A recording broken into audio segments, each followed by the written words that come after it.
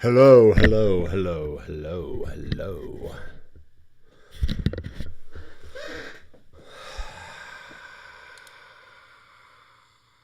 Hey guys, it is Doctor McFarland again on a Tac-O-Bout Gear Tuesday live stream. So y'all come on in and let's discuss why I think I am a Strat man.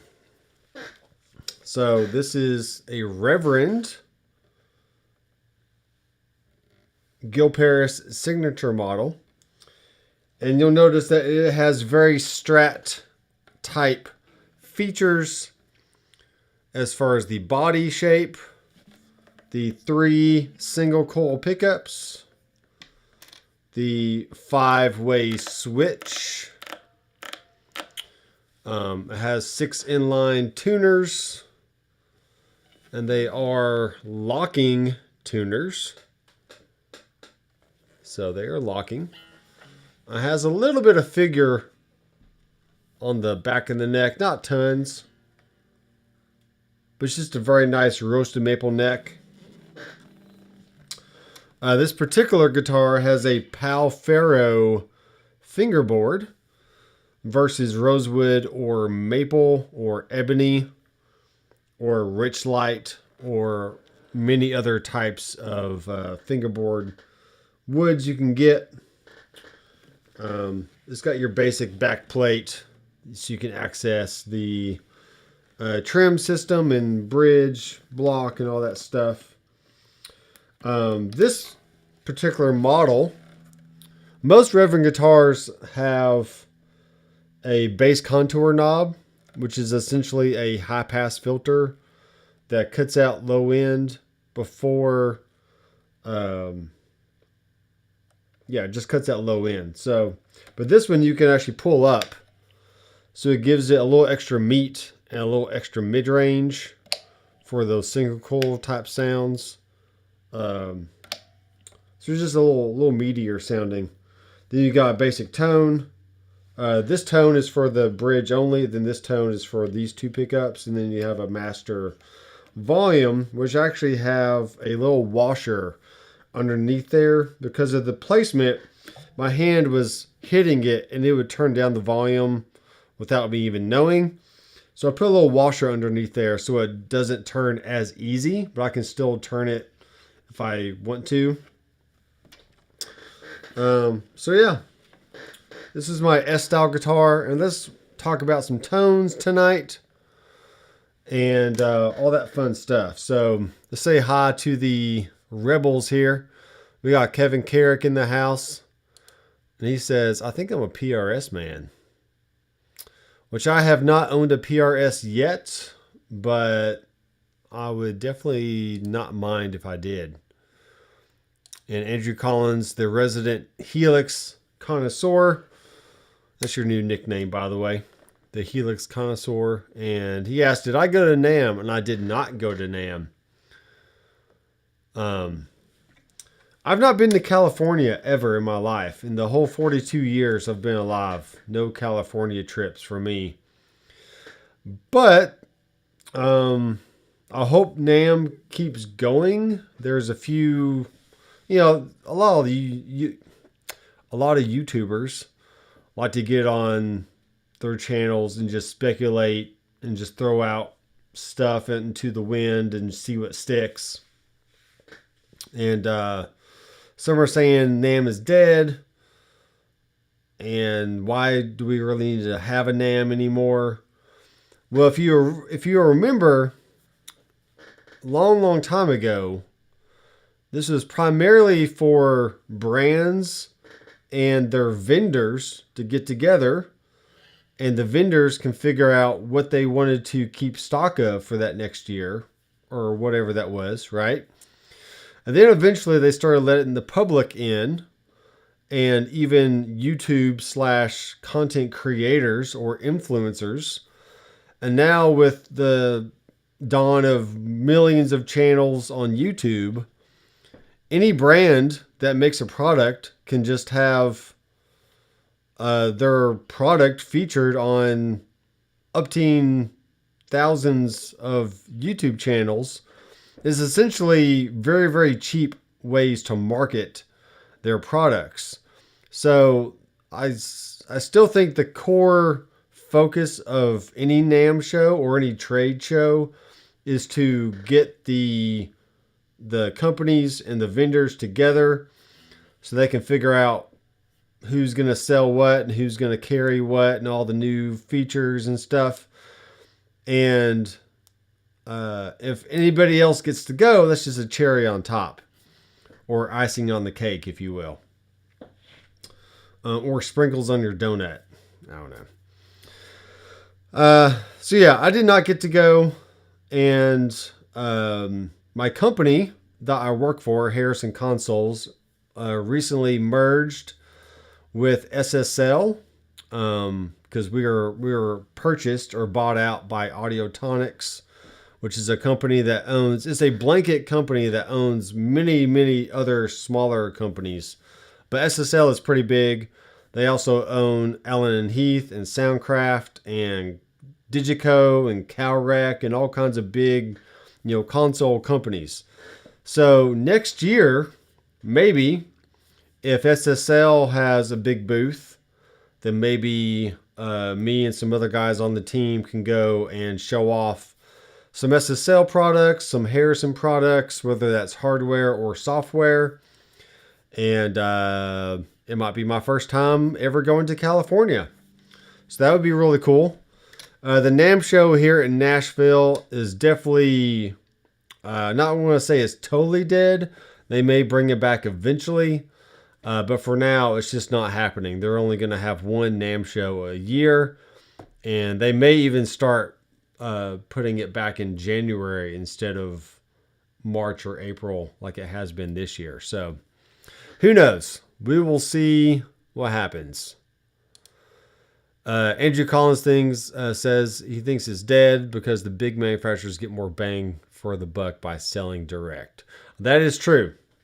If you don't have to have a middleman taking some of your margin, then do like what Fractal does and just sell directly to the customer and not have to deal with Sweetwater and Amazon and other online vendors or even brick and mortar stores to sell their products. So that totally makes sense, and I can see that happening. Yeah, Kevin says there's a lot of coverage from of NAMM from Sweetwater. So Sweetwater is one of the biggest online retailers. They actually do have a brick and mortar store. It's more of like a campus.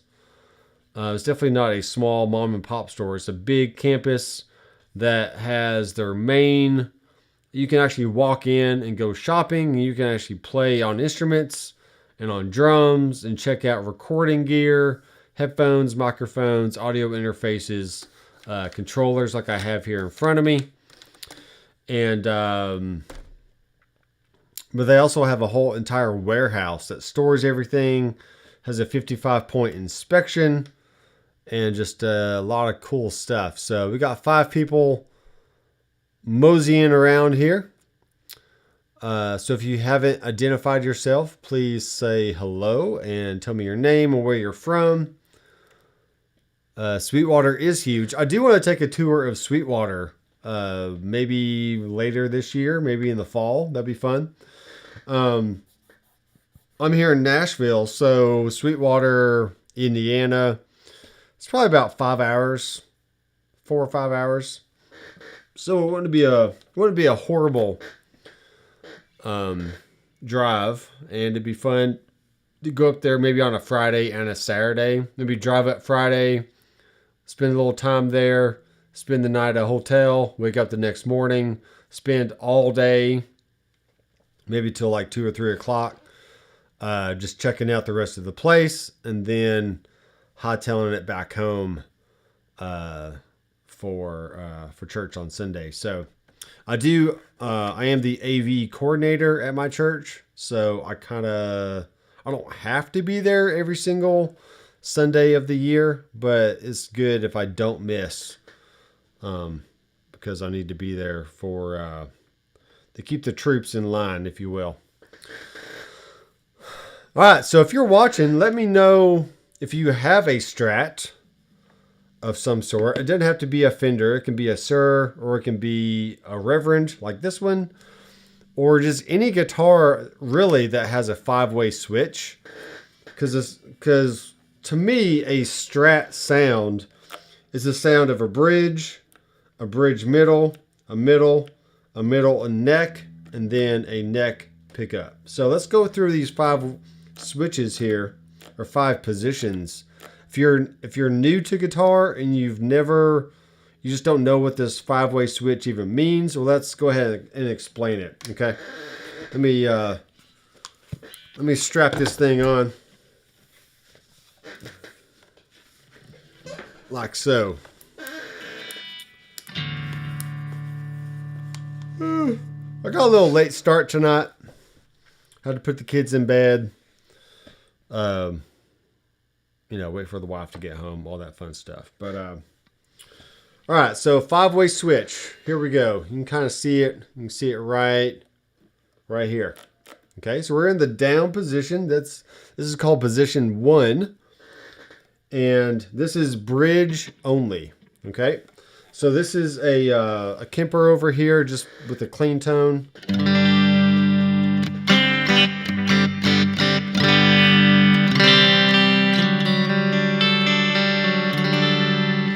Let me add a little compression here, because I like compression.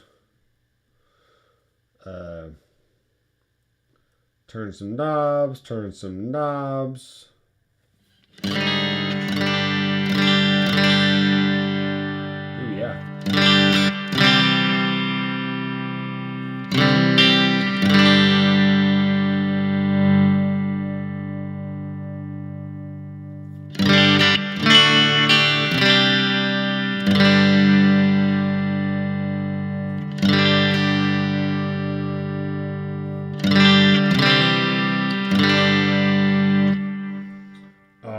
That sounds pretty good.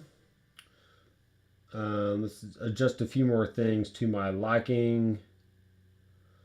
Just a few more things, not much. Maybe turn that down. Maybe turn this up a little bit.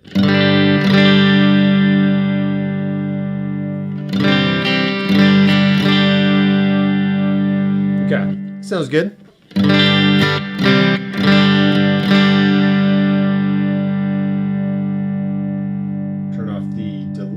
For now.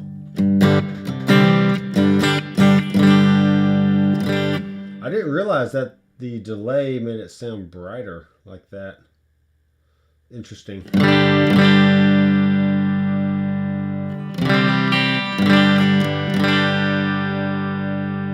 Okay. Sorry about that. I got it dialed in now. Tonight I'm going into a Kemper at the moment. Andrew Collins has 7 Strat guitars. That's the only guitar I play.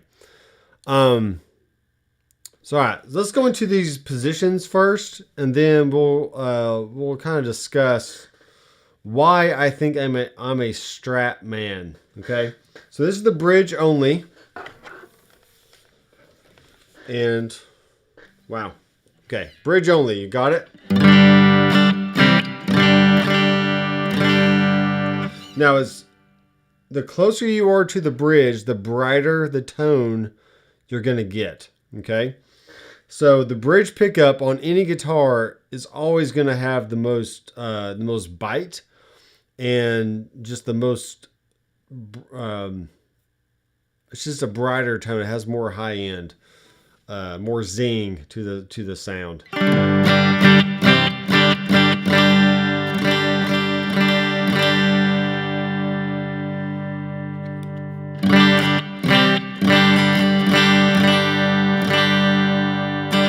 Okay.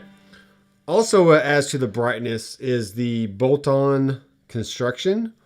This is a 25.5-inch scale, something like that.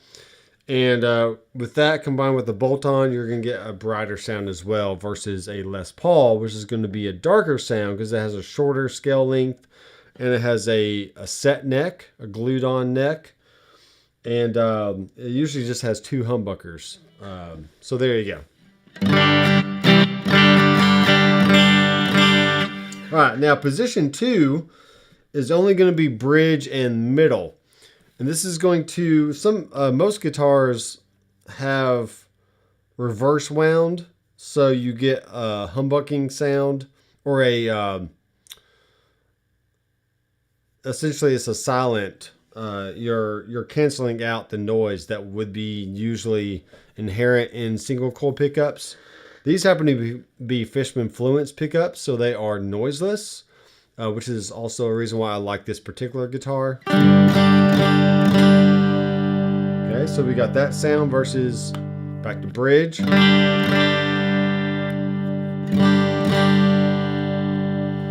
Okay, now the middle position is only the middle pickup, not the bridge or the neck.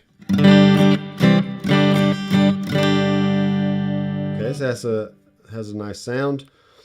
The 4th position is middle and neck.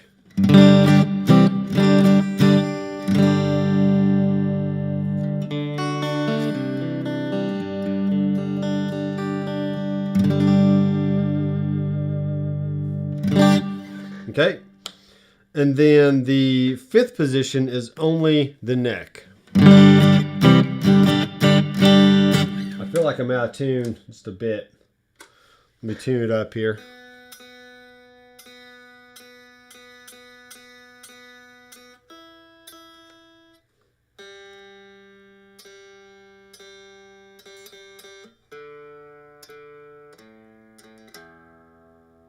Okay. Yeah, it's a little bit better.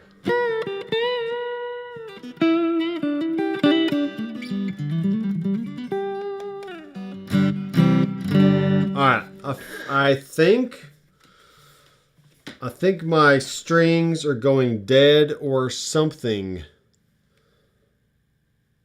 because I'm not staying in tune.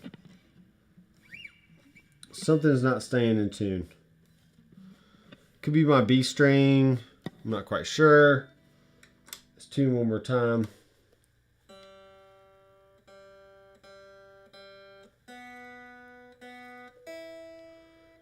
And then once I'm done with this guitar, I'm going to grab another guitar that's somewhat similar, but it's also very different.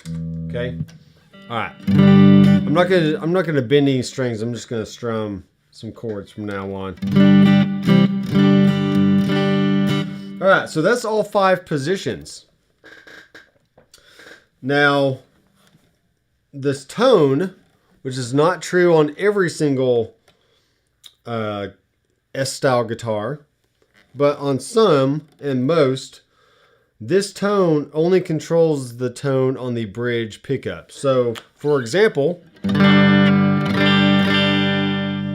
once I roll this down, you see if I roll it down right here, rolling it down, it's very dark and muted sounding, and then as I start bringing it back up,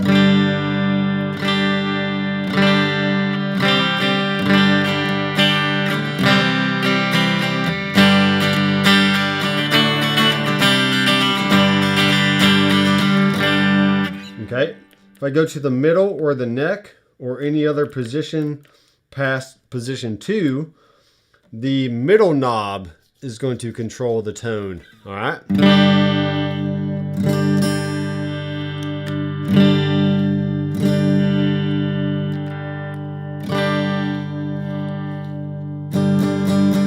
Actually, 2 through 5, this middle will alter it, because you're blending between the bridge and the middle, so that second tone knob will adjust it there.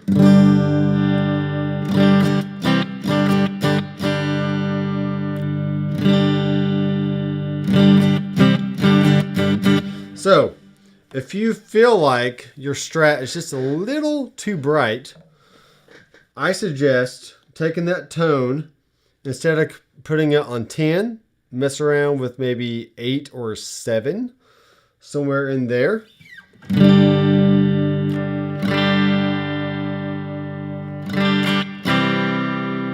And sometimes I even have my bridge pickup tone on like 3 or 4.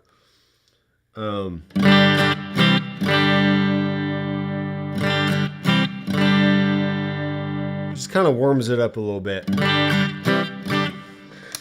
Andrew, I am not familiar with the freeway switch, but I will look into it. I know there's all kinds of mods that people have done for S-style strats over the years. And, most of them are very inexpensive. If you own a soldering gun and some solder and know how to search the internet for different pickup configurations and schematics, you can very quickly and easily just resolder a few cables or add a few cables if you need to, and get a totally different sound from your guitar and not really have to do a whole lot with it. So,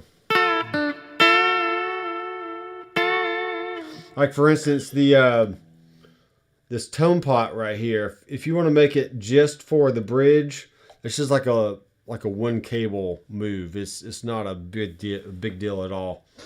To get that switched out, let's turn on our tube screamer here.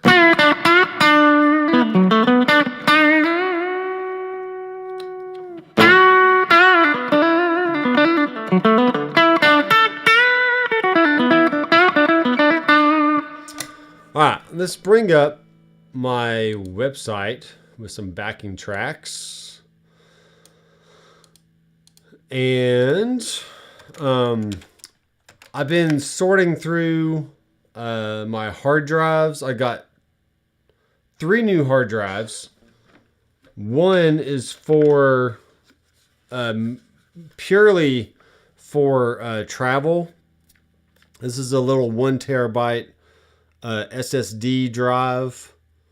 What I like about it is it has the very sturdy USB-C connection right there, and you can put this on a loop, on a backpack or whatever, and you can carry around 1 terabyte for video, audio, headrush rigs, Kemper stuff. You can store all your stuff on here if you need to. So that's cool. And then I also got these Lacy hard drives. So that has replaced my old Dinosaur 5 terabyte desktop type hard drive. And this one has to have a power supply. And they're really, really cheap and crummy, like kind of swirly connector, which I don't like. Because over time they get loose. Kind of like the old, not old, but kind of like the Android phone connectors. I just never liked those at all. And I just didn't feel like they were sturdy like the Lightning connectors or, the newer iPhone connectors and USB-C, stuff like that. So yeah, I've been sorting through hard drives and I found a whole folder of backing tracks. So I will more than likely load those up to the website by the end of the week. So that way the month of April is all filled up of backing tracks and all that fun stuff. Let's see, let's make sure I open up console here. And let's drag it over to this other screen. So I have a secondary screen over here to my left that I can also wheel over to the side of the drum kit over on the about 10 feet away from me in the room. So that way if I'm recording drums, I can control the session from the drum kit and not have to keep walking back and forth and all that. So, all right, what am I doing? I'm logging into my website. And let's go to products. So this is a new product for 2023. And it is the doctor's prescribed backing tracks. And we're going to play through some tracks here. And view product. Yeah, that's what I want. That's what I want. Actually, I'm going to play one of these new ones. I'm going to see how you guys like it. If I can find it pretty fast. Y'all go ahead and ask me some questions about S-style guitars, or just talk about guitars you already have. Backing tracks. Come on.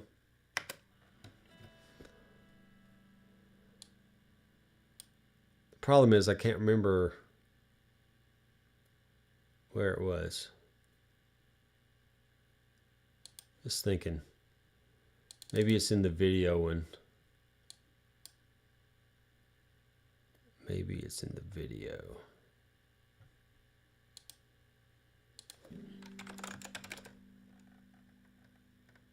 Backing.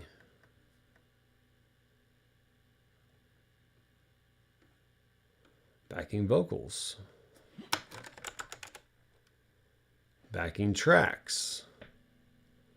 No, that doesn't have it. Oh, I'm going to check one spot. Then if I can't find it, I'm going to go to the website. This was in...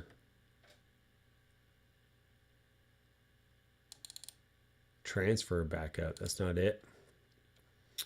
My next goal for my hard drives is to organize everything together, because they're currently not organized very well. Dropbox backup.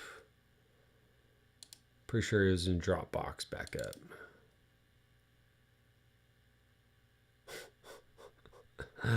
No, where is it?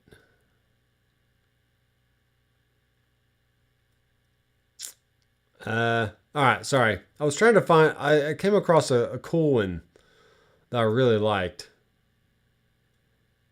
But we'll try.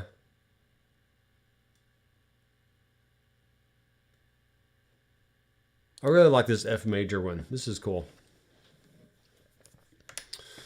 And we'll make sure it's not too loud.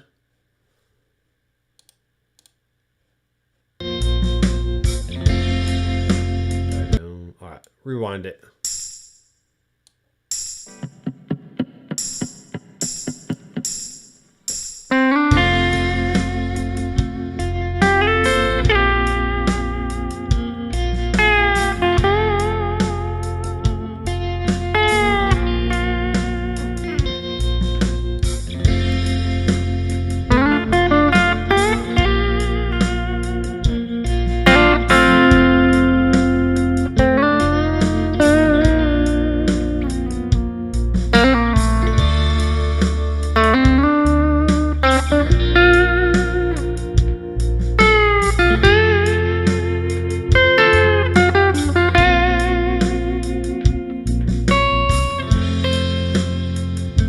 I was going for something.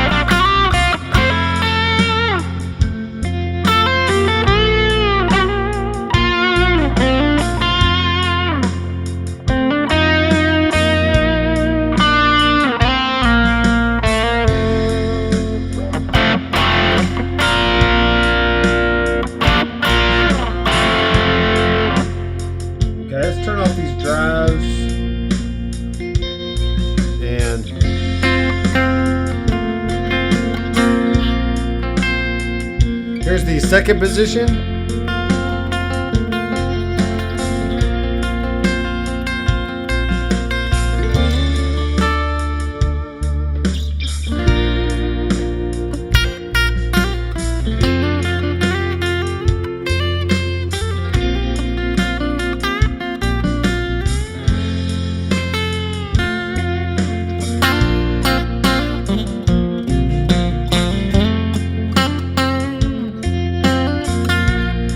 Fourth position.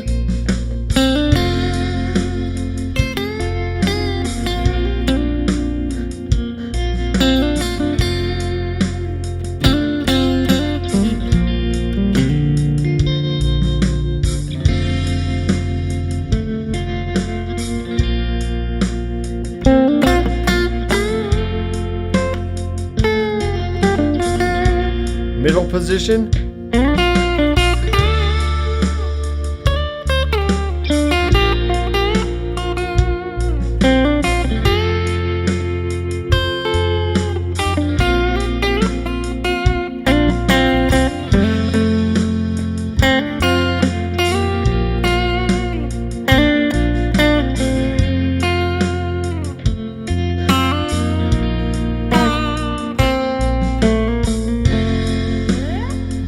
Then back to neck.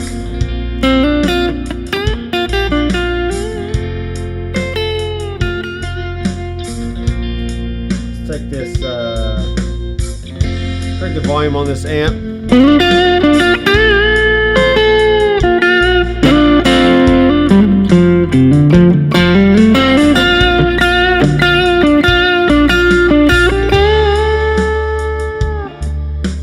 There we go. Alright, let me switch guitars. Greg Barth is in the house. So we're going from the Gil Paris signature to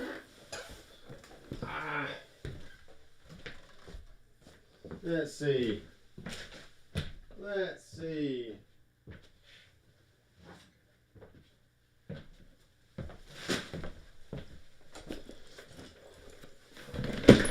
Oof. Let's talk about Greenie for a second here. The avocado of guitars. So this, let me move this screen out of the way. What we got going on here? Get this screen out of the way. All right, so this is the Reverend 6-gun. And this is going to be leading up to the next guitar, which is also a 6-gun, but it's a slightly different model. So this is a cool body shape. But once again, you got the 3 single coil pickups. And these are not the stock pickups that come with the guitar. These are an old Marzio Area 61-ish something that I've had for years and years and years. But these are essentially humbucker pickups in a single coil size. So you get the noiseless sound out of them.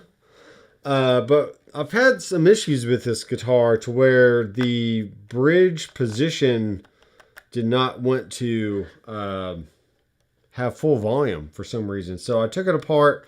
I have the strings off right now. And I need to do some resoldering and some testing. And then I can put it back together. And I'll have my avocado green guitar back in shape. This does have a nice figure. Just a little figure there on the back of the neck. This is a roasted maple fretboard. And my my pick guard's coming off. All right, let's grab this other guitar here.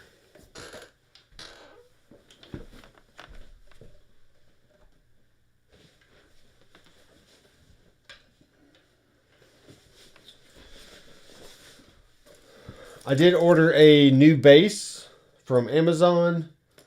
I just wanted a really dirt cheap bass to have in the studio. So check the channel this week for some updated videos on that. And also another bass that did not make the cut.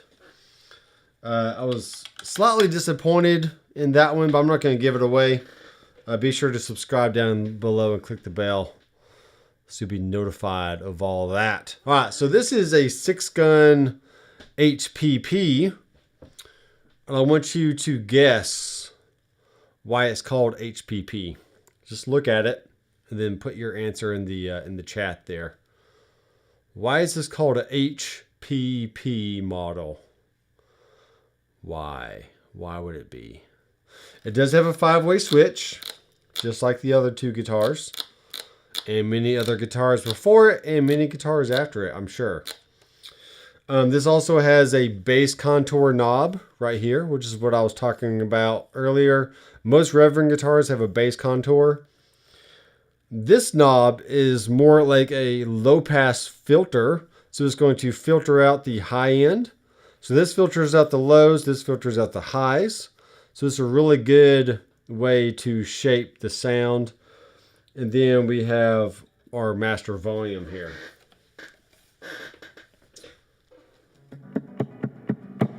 All right, so we're going to turn this up. Humbucker P90 P90, that is correct. So we can still get some very S-style, Strat-style tones out of this guitar. But let's go with the bass contour and the tone or the low pass filter all the way up. And this is the sound of the guitar on the bridge humbucker pickup.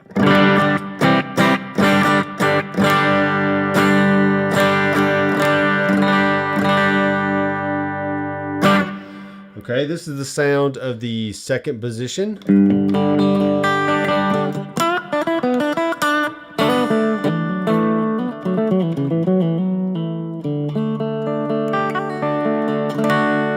Okay, this is the sound of the middle position.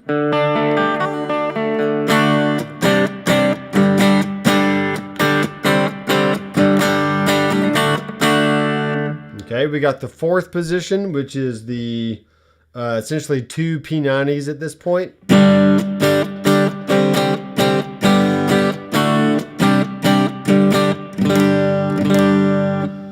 And then all the way back on the fifth position, we have a single P90 in the neck.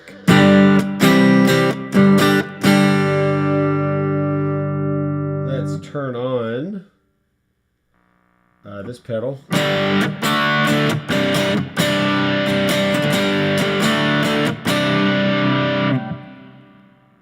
Now this guitar is not noiseless.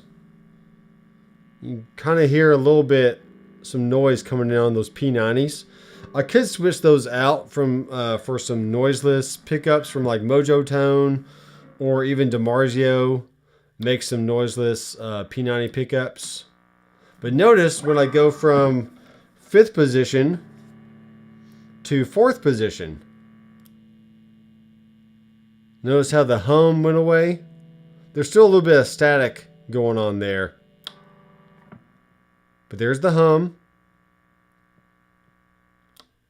And there's no hum. Middle position. Back to hum. Second position.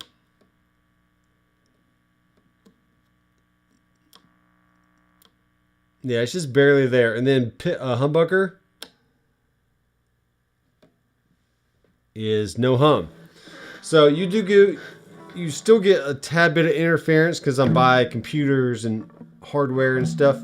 But if I turn a certain way, that sound goes away. So not a big deal at all. All right, now I'm going to roll the bass contour down by half. And this is going to give us slightly different sound. Let's turn off our overdrive here. Like so. There we go. So here it is all the way up. Let me turn this compressor off as well. Okay. And this is halfway down on the bass contour. And this is all the way down on the bass contour.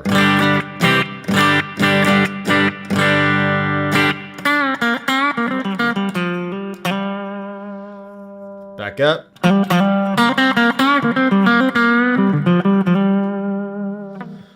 Second position. Bass contour halfway down. And all the way down.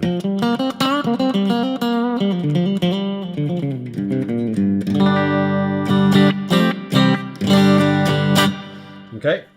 So with the bass contour and those 5 positions, you can really get a lot more tones, a lot of in-between sounds, and some meaty, some kind of thin, really just whatever you want. So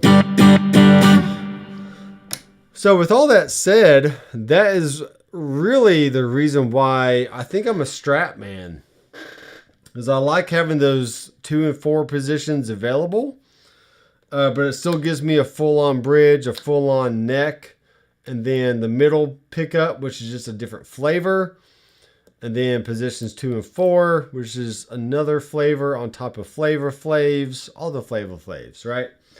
Let me tune again here. New guitar, or a different guitar. Check the tuning.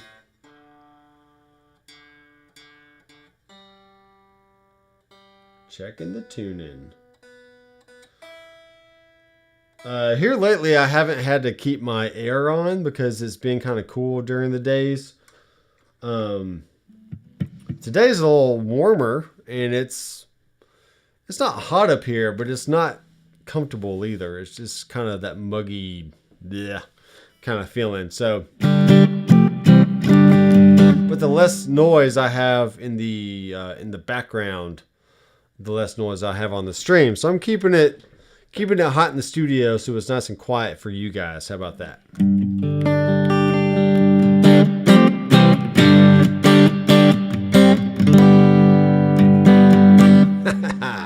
Flavor Flav.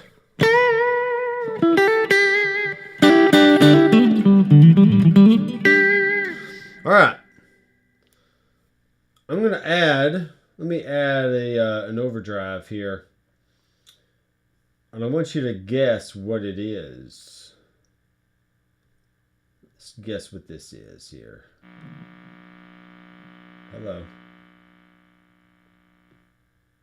Let me turn that down.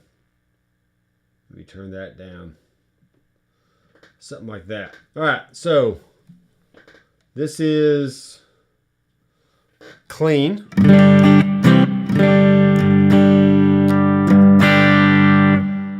And this is with the pedal on.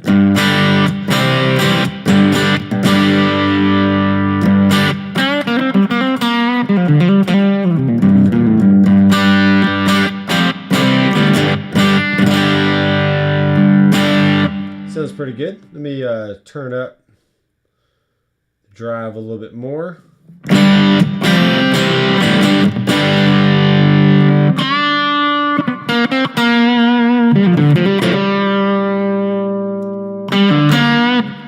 Now let me play that sound with a different backing track. I don't even remember what this is. Do I want to play this one? Nah, I want to do this one. Let me do this one. Yeah, maybe. Turn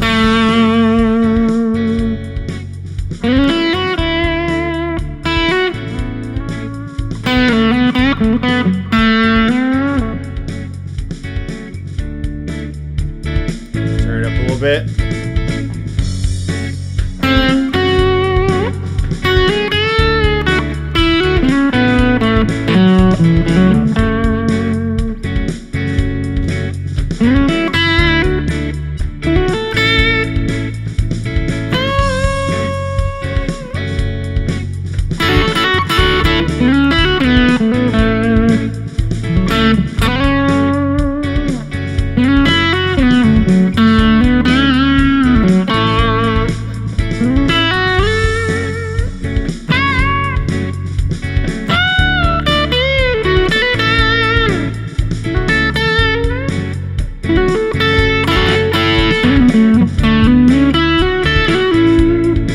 Neck pickup.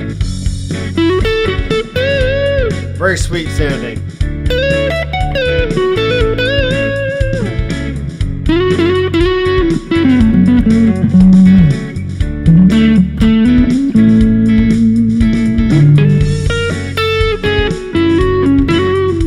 Middle position.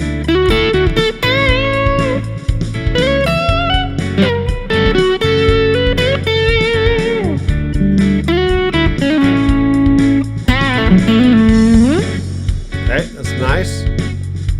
Let's do this F major.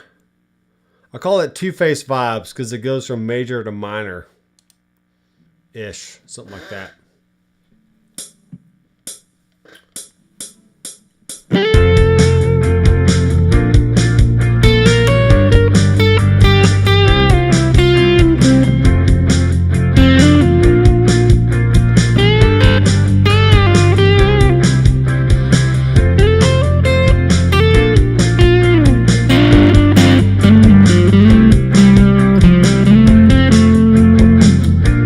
Back to bridge.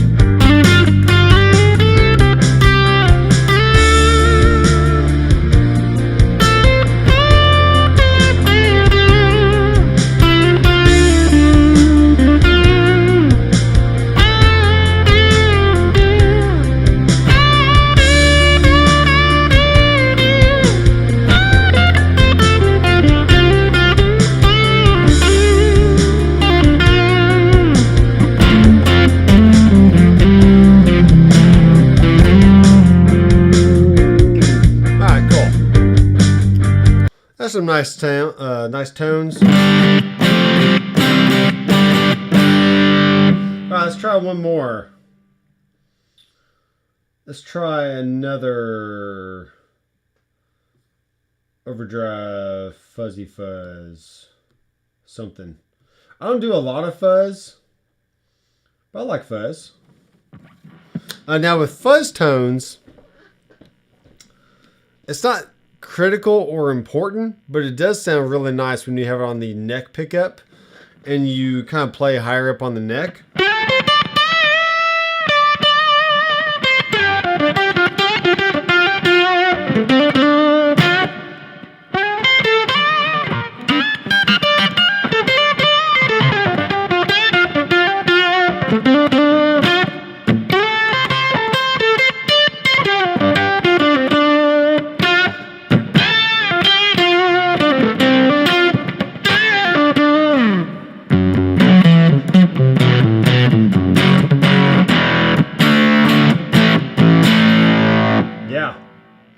Yeah, man.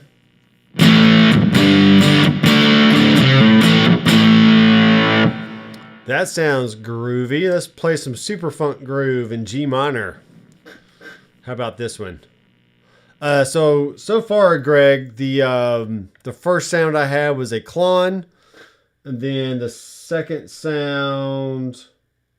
Well, this is the second sound. So this is an octafuzz on a mystery device. I said it earlier, but I'm going to keep it in the dark. Uh-oh. Rewind it.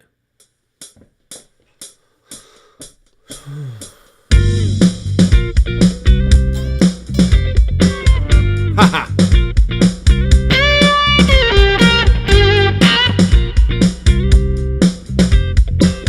I'm going to adjust this according to my ears.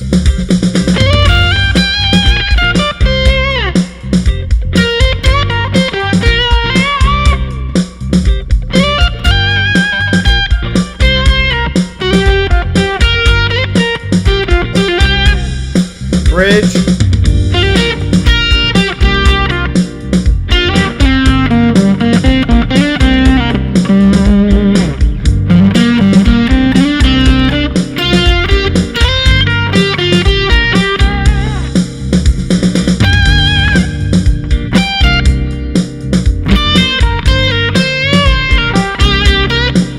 Neck.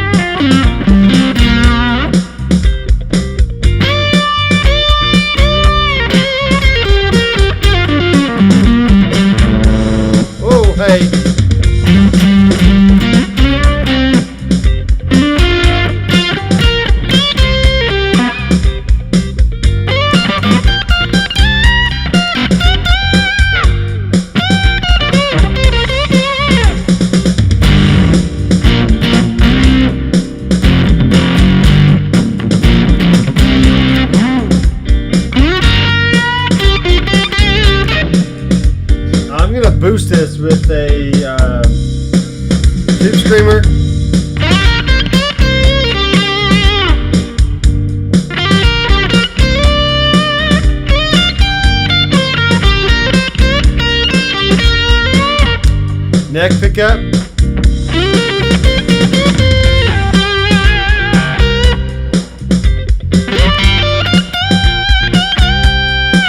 I'm going to roll the volume down just a smidge.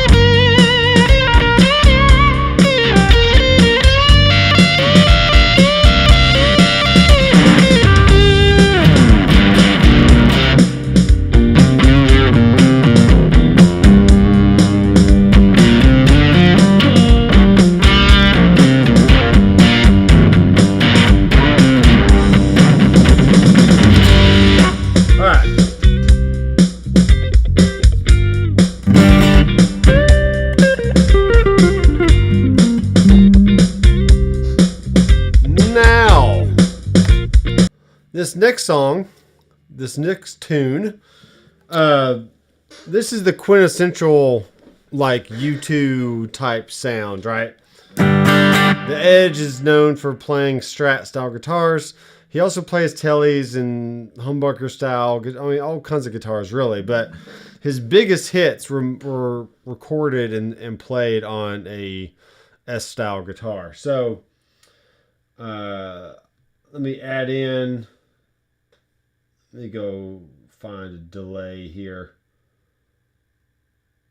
Yeah, we'll do that.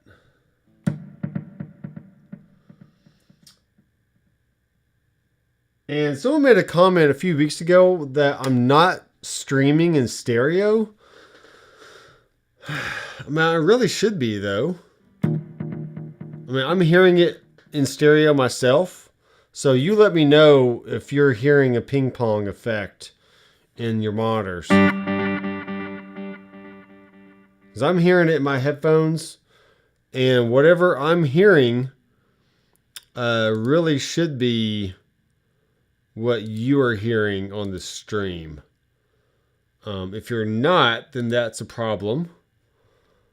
Let's look at my console settings here. Go to I/O matrix. My USB output 1 and 2 is set to monitor left and right.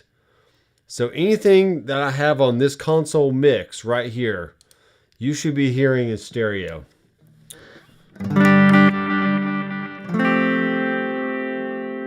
And if you're not, let me know.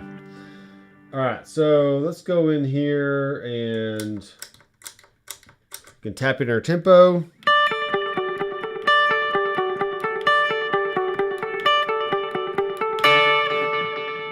Right, that's kind of the quintessential U2-y kind of sound. But let's play this. Let's play this song here. This is a 4-chord song, very, very simple.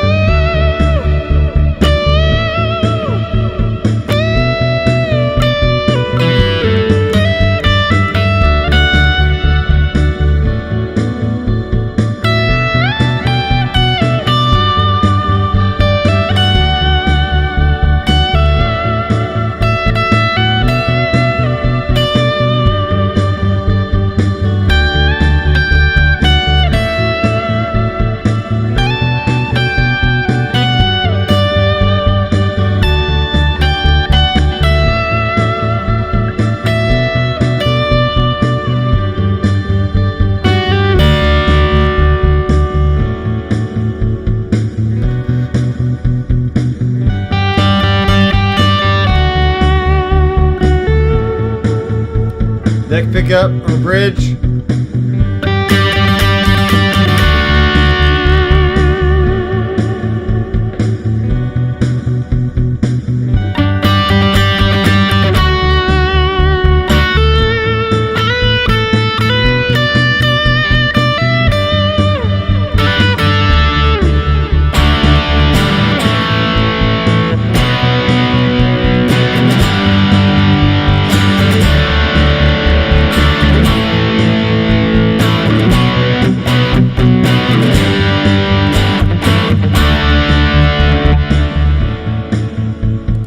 Very cool. We got a little swell on that delay here, which is fine.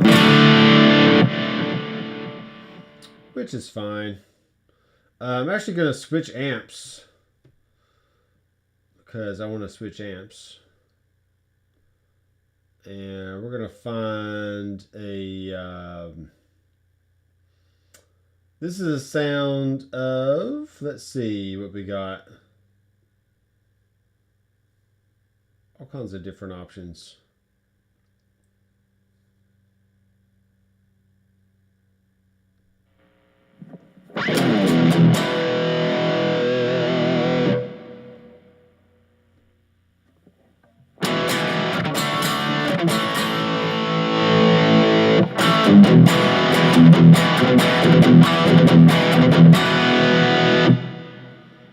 Okay, so this is a sound of a PV XXX amplifier.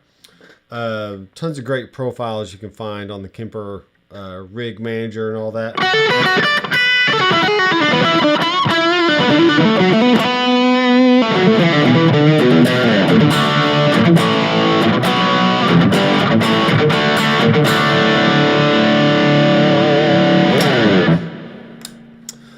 Hugh Janis is in the house.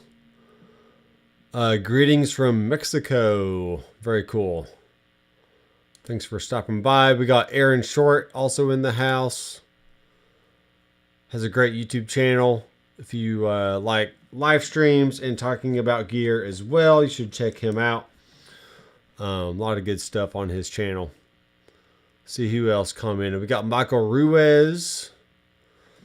So in his opinion, and I probably agree with this, S guitars are meat and potatoes, everything you need and then some. Yeah, so that's really why I like S-style guitars, because you do have your bridge position, you have your neck position, but then you got all these positions in between that get just little flavors of different sounds. And I like that. I like that a lot.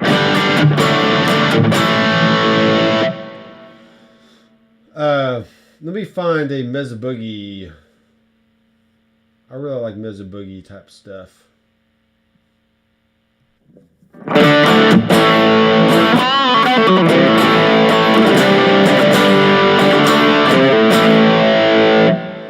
That's not a Mezza Boogie, but it sounds really good.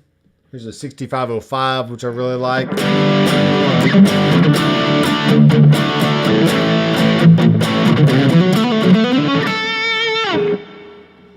Let me make sure that's off. Turn on a tube screamer in front of this overdriven amp.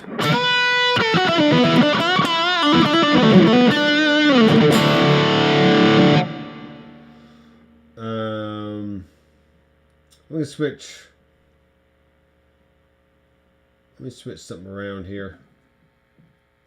Low.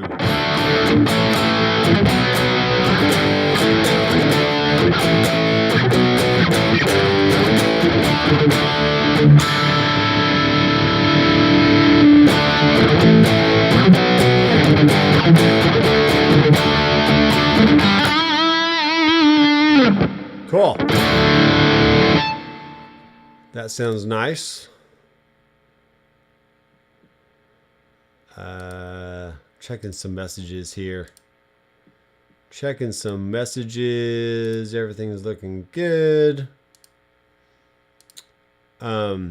Usually when I'm sitting at my desk like this,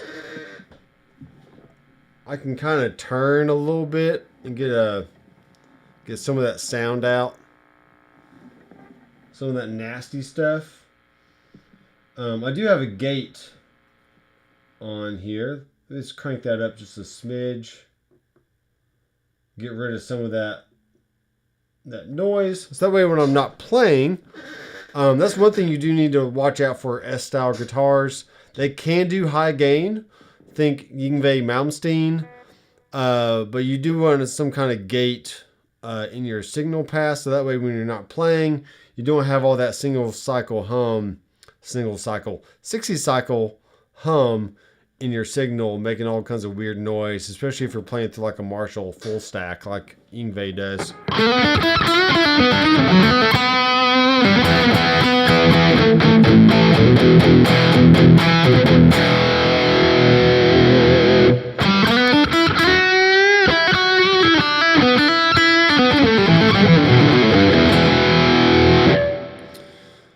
All right, guys, so that is the reason why I am a Strat man.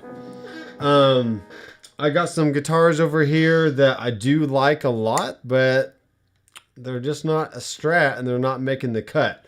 So at this stage in my life, in my professional career, it's just me. It's just me in a studio. Maybe I'm recording demos for people. Maybe I'm doing full EPs or LPs, long play, extended play, full version, for albums, half albums, stuff like that. I can't talk. I don't know what I'm talking about. And at this point in my life, as long as I'm getting the sound I want for the song, I really don't care where it comes from. Okay, it could be a $100 Squire Stratocaster. It could be a cheapo Amazon something or other, right? I mean, life is too short to worry about brands or just whatever. I know if you're playing live, you want to have a certain look on stage. That's perfectly fine. That's another reason why I do like Reverend guitar, because they are very reasonably priced, but they have great features and they are just built very, very solid. They feel great. They play great.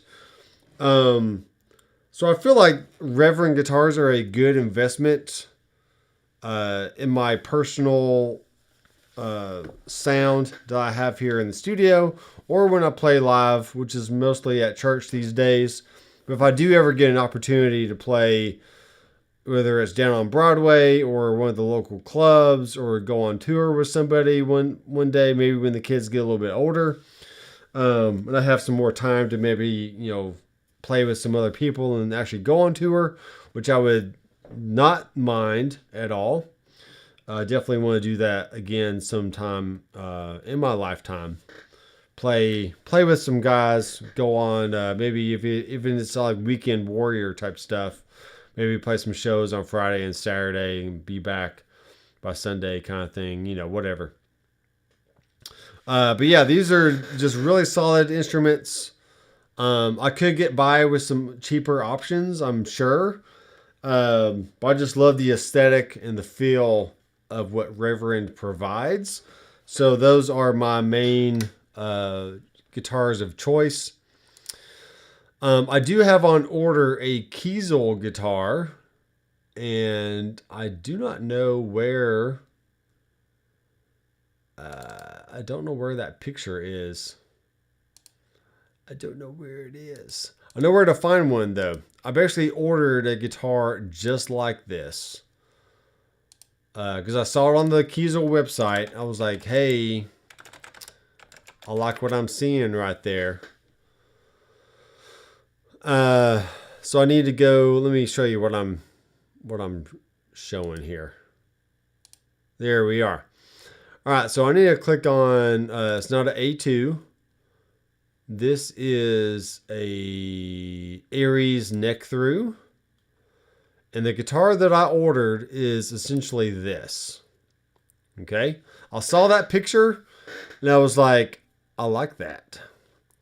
So Aries neck through has a bevel on the body right here. It also has a 5-way switch, and they're making it where the tone knob can be pulled out. So I can turn the humbuckers into a single coil, which I feel is not as versatile as having the base contour, but I still like it a lot. It reminds me very much of a old Rickenbacker Dakota that I once had. Let me show you that real fast. Rickenbacker Dakota, 650 Dakota. 650 Dakota. Yeah, it's essentially this. So you can see you got the walnut wings with the maple neck through. So that is what this kind of reminded me of. But this has 24 frets, stainless steel frets, mind you. Walnut wings. It does have a 5-ply neck through, so it's going to go maple,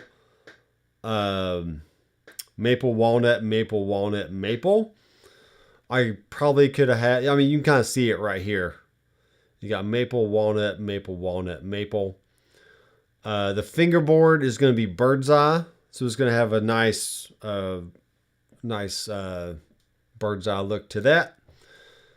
And the headstock is also going to be a matching walnut. So it does have black hardware. I mean, I kind of would have liked some gold hardware maybe. I think the black will be fine. But it's got the 5-way switch, so I can get all the classic tones out of it that I want. But it does give me a different look. So I know it sounds like I'm talking out of both sides of my mouth when I said, hey, it doesn't really matter what you play. I'd be okay with like a Amazon guitar, which I would be. Guitars like this are not essential to having great tone, but they are a work of art. They are a piece of art, and they are made to be treasured and made to be played. This one right here, this is gorgeous. My goodness. And another guitar that I have not, I might talk about this in a future live stream. So be sure to subscribe and click the bell so you'll be notified when I go live, which is usually every Tuesday. And I'm going to do a Head Rush live stream here sometime this week, more than likely, or over the weekend sometime. But I do want to get into a 7-string instrument at some point. And what that does is it gives you another, an extra low B. Andrew Collins is asking, do they build your guitar yet? These guitars take anywhere from 12 to 20 weeks to complete. And I ordered mine about a month and a half ago. So that's like 6 weeks. So I still have at least another 6 to 8 weeks to go. So I kind of figured it out. It'd be around June or July till I got it. But that gives me plenty of time to sell off some other stuff, some other guitars I don't want anymore. And I can have this cool walnut and maple guitar, which is going to be really, really nice. But yeah, 7 strings. I don't know why I had this hankering to get a 7-string. But that looks sick. That looks really sick. That looks mean. Really mean. But yeah, so 7 strings will allow you to get some extra, some baritone type tones. Also some bass type tones if you're doing any kind of looping. And I watched a video today that essentially explains that if you know how to go from this B, right? If you can go from that B to this E, let me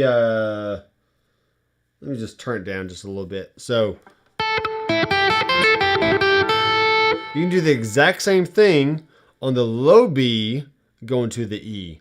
So you really don't have to learn new shapes because he explained that you only have to learn 4 extra notes. So it'd be the B, C, C sharp, D, D sharp. And then when you get to the 5th fret, there's your E, which is the same as your open E on the next string. So you would just keep adding, like all your triads, you just keep adding a shape one more string down. So you're not relearning a bunch of shapes. You're just adding an extra string so you can access some different voicings, maybe do some lower chunky type stuff. So Andrew Collins is asking what's the purpose of a 7 string, and I hope I just kind of explained it. It's really just accessing those lower octaves, and it's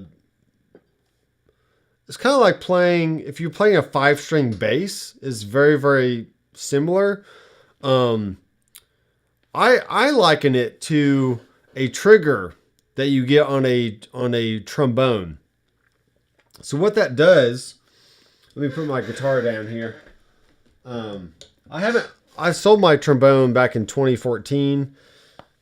I just didn't play it a whole lot. Didn't have any opportunities to play it. So I sold it off so I can raise money for a plane ticket for when my band Feedback Revival went and toured Europe.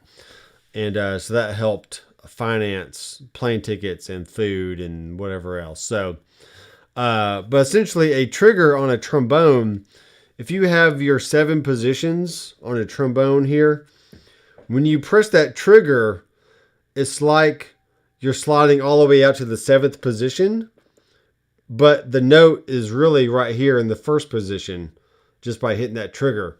Or it's probably 1st position trigger is just like the 6th position or something like that. So you don't have to slide all the way out to get those extra notes. And to me, that's what a 5-string bass and a 7-string guitar does for you. It allows you to play chords in a lower register, but you can still get to the normal register chords like your E power chord, your G power chord, stuff like that. You can just play it higher up on the neck, but just be able to reach lower notes, if that makes any sense. So a baritone would accomplish a similar thing, but the baritone, the whole thing is tuned down a 5th. Okay. So that means your high E string is also tuned down, and you have to go really, really high up on the neck just to reach the normal sounds you're used to. So essentially, I mean, yes, a baritone can get you a similar result, but you're missing out on the normalcy of your D's and your other chords. So with that said, I mean, would I ever own a baritone? I mean, I don't think I really need to. But a 7-string would definitely, it would definitely do the job. There is a Scott Carstairs. He has a custom or a signature series 7-string that looks like that. I just got rid of my webpage for some reason. So these are pretty expensive. A friend of mine reminded me that Ibanez, BC Rich, and Dean, they all make 7-string guitars, and definitely a lot cheaper than $2,600 or even $3,000. But once again, these Kiesel guitars are like a work of art. You got flame maple fretboard, flame maple headstock. Crap, I forgot what the name of this wood is. Buckeye burl. So it's a Buckeye top. So just very, very cool. Very, very cool options there. You can get a 7-piece neck but that will be extra. That will not be $2,600. That will be extra for that. But it is a maple neck or a maple body. So anyway, that could be something I can worry about maybe next year after I sell off some stuff and kind of free up some cash. And when I want to wait. So this is another thing. I can get his signature guitar pretty much right now, I think. Especially if it's already in stock. There's some in-stock options here. Let me show you what I was looking at before. This one. This is a multi-scale, which means the frets kind of fan out a little bit. But they even have it on sale right now for $25.20. And that's free shipping. Comes with a really good case. And the back of it is really nice. This is a bolt-on instead of a neck through. But still, it's very, very nice looking. And you got the 3 different pickups. So you got a 5-way switch. You can still get all your Strat type tones in there. But you got the 7-string keeping it all together. So that's all just very interesting stuff. Very interesting stuff. Nothing I have to have. It's just, hey, that's kind of nice. You know? That's kind of nice looking. See, when we get into more of like this range, I mean, $4,000 for a guitar. I mean, it's pretty. She's pretty. But I don't know if I can spend that much money on a single guitar. Now, my whole collection of guitars definitely costs way more than that. But they have other style guitars. They have more of like a PRS style, which is a CT6. And I say it's PRS style because they have the indented knobs with the switch there. Very, very PRS. PRS-esque, if you will. But anyway, I'm really just shooting the breeze at this point. Dreaming about guitars I can't afford. But yeah, all kinds of cool options. They got Telecaster style guitars, which are really cool. And let's look at the back of this one. Bolt-on, flame maple. Yeah, it's really nice. All right, guys, I do appreciate everyone hanging out with me tonight, talking about Strat. Are you a Strat guy? I think I am. And if you've never owned a Strat or an S-style guitar, go pick you up a cheap one, maybe at first to see how you like it. And then when you kind of get your bearings, you can invest in maybe a higher grade guitar. The Fender Player Series Strat is very, very nice. Let me go to my channel here. And one of the best performing guitars, see there I am, going live. One of the best performing guitars,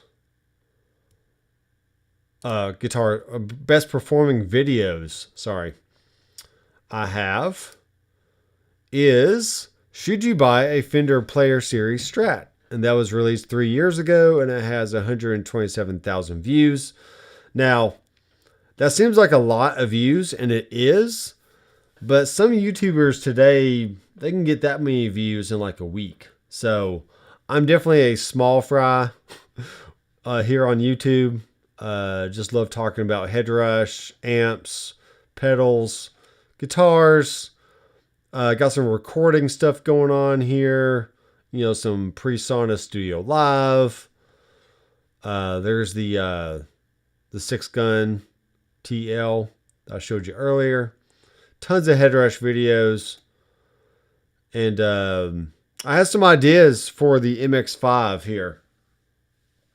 I got some more MX5 videos coming out. I got a whole slew of pedals over here that I need to do some demos of.